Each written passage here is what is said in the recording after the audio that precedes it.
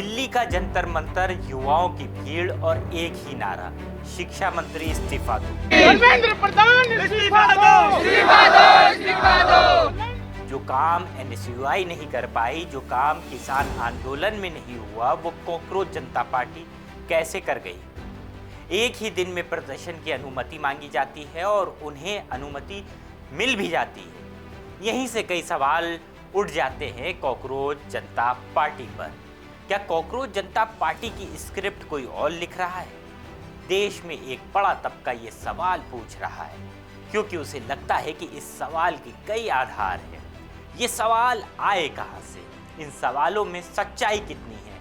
अगर आपके मन में भी कॉकरोच जनता पार्टी यानी सीजेपी को लेकर शंकाएं हैं, तो ये रिपोर्ट पूरी देखिएगा।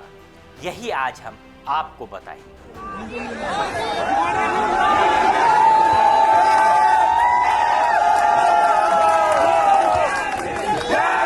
दिल्ली के जंतर मंतर पर कॉकरोच जनता पार्टी ने शिक्षा मंत्री धर्मेंद्र प्रधान के इस्तीफे की मांग की और पेपर लीक, भ्रष्टाचार, बेरोजगारी जैसे मुद्दों को लेकर प्रदर्शन किया। भीड़ को लेकर अलग अलग अनुमान हैं, कुछ इसे सैकड़ों में देख रहे हैं तो कहीं इसको हजारों में कोट किया गया। लेकिन मूल सवाल भीड़ से ज्यादा प्रदर्शन के तरीके और शामिल लोगों पर है। आपको मालूम होना चाहिए कि किसी भी प्रदर्शन के लिए आपको वहां की पुलिस से अनुमति लेनी होती है और ये अनुमति लिखित तौर पर बाकायदा अधिकारियों के हस्ताक्षर से मिलती है। देश में धरना प्रदर्शन के लिए कोई एक तय राष्ट्रीय नियम नहीं है, लेकिन ये स्थानीय प्रशासन और पुलिस के नियमों पर निर्भर करता है कि आपको कितने दिन पहले अनुमति लेनी होगी। हिंदुस्तान टाइम्स की रिपोर्ट के मुताबिक दिल्ली में जंतर मंतर जैसे निर्धारित प्रदर्शन स्थलों के लिए आमतौर पर आयोजकों को पहले से पुलिस को आवेदन देना पड़ता है। कुछ संस्थानों और परिसरों जैसे दिल्ली विश्वविद्यालय में 72 घंटे पहले अनुमति यानी सूचना देना अनिवार्य किया गया है।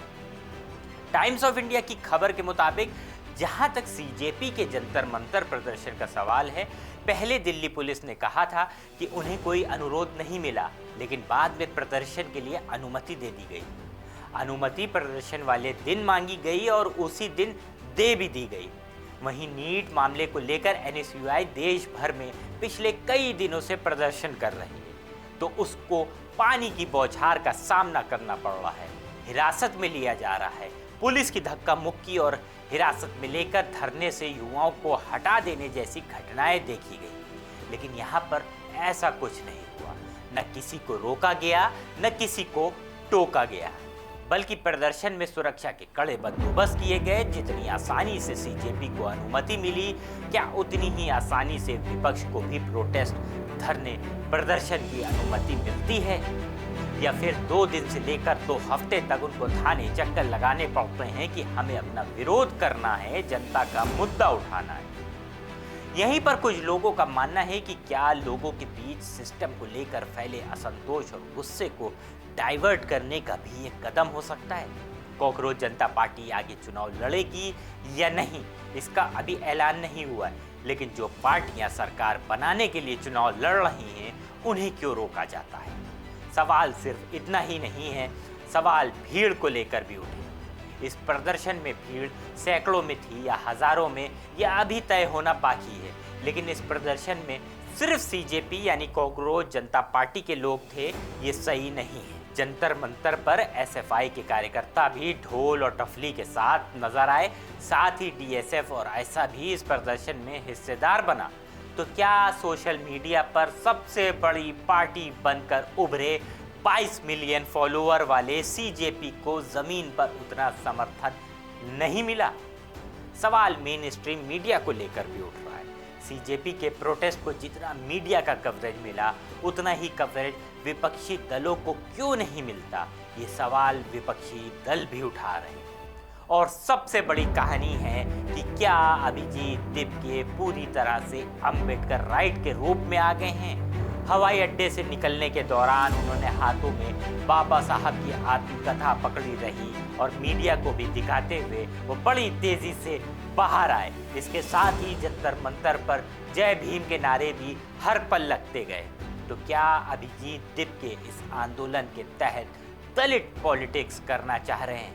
सुनिए दलित छात्र इस पर क्या कहते हैं और इस प्रदर्शन को लेकर वह क्या सोच रखते हैं। दीपके जी देखिए आते हैं दलित समुदाय से, महाराष्ट्र से बिलोंग रखते हैं वो, लेकिन बात यह है कि कुछ लोग बोल सकते हैं वो बोस्टन में पढ़े, अमेरिका में पढ़े या फलाना जहाँ भी बोल सकते हैं, लेकिन वो बंदा आता तो दलित समुदाय से है, उसने वो दर्द देखा है। मैं रिस्पॉन्सिबिलिटी के साथ कहना चाह रहा हूँ कि धर्मेंद्र प्रधान का इस्तीफा हो जाने से कुछ बदलने वाला नहीं है, क्योंकि इस देश में हर जिले में, हर गांव में सब सिस्टम वाले लोग बैठे हुए हैं और रूल ऑफ लॉ को जूते की नोक पे रखते हैं। उनको डजन मैटर, उनको कोई मतलब नहीं है। पेपर आप क्या कोई भी एग्जाम कर, बीजेपी चाह भी लेगी तब भी कोई भी पेपर रोक नहीं सकती है, पेपर लीक नहीं रोक, कभी नहीं रोक सकती। वो चाह जिस दिन चाह भी लेगी तभी नहीं रोक सकती। क्यों? क्योंकि उसके आदमी हर जगह हर जिले में बैठे हुए हैं। आप 50 सेंटर पे एग्ज़ाम कराएंगे, 40 सेंटर पे रोक देंगे, 5 जगह वो एग्ज़ाम लीक कराएंगे, हर जगह लीक कराएंगे। वो चाह के भी नहीं रोक सकते हैं, क्योंकि पूरा सिस्टम करप्ट हो चुका है, पूरा एजुकेशन सिस्टम करप्ट हो चुका है। बदलने के लिए तो कॉकरोच जनता पार्टी शायद आई है। ऐसे बहुत सारे लोग आते हैं चले जाते हैं। वो जो आदमी ज़मीन पे कभी 4 दिन रहा नहीं है, देखा नहीं है पिछले 5-10 सालों में, वो क्या समझेगा? ये कि वही बात आ गई है कि जो ज़मीन पर रहा नहीं। जैसे मेरे एक भाई ने भी बोला है कि दीपके जी दलित समुदाय से आते हैं और दलित समुदाय के लोगों को ये बताने की जरूरत नहीं है कि हम जमीन पर रहें, कहाँ रहेंगे। वो आसमान में भी चले जाएंगे ना, फिर भी उनको दलित लोग कहेंगे। मैं इस बात से इनके ताल्लुक रखता हूँ, लेकिन हर कोई आके जय भीम बोल देता है तो अम्बेडकराइट नहीं हो जाता है। मैं ये बताना चाहता हूँ। मेरा एक है कि मेरे हिसाब से देश को संविधान के हिसाब से चलना चाहिए, क्योंकि जो जितने भी भीमराव अम्बेडकर जी हो गए, सब वो संविधान बना है तो वो उन्होंने ऐसा सोच कर बनाया कि भारतीय समाज के को देखते हुए उन्होंने बनाया था कि हमारे भारतीय समाज के निचला व्यक्ति, मतलब दबका हुआ एक गरीब से गरीब व्यक्ति भी एक बड़ा सपना देखकर आगे बढ़ सकता है। तो कुल मिलाकर सीजेपी के धरने से छात्रों को हासिल क्या हुआ?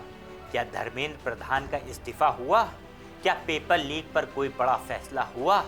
क्या नौकरी बेरोजगारी को लेकर चिंताएं दूर हुई, या फिर जेनजी के बीच फैला असंतोष डाइवर्ट हो गया? आप क्या सोचते हैं? कमेंट बॉक्स में लिखकर अपनी राय जरूर बताइएगा।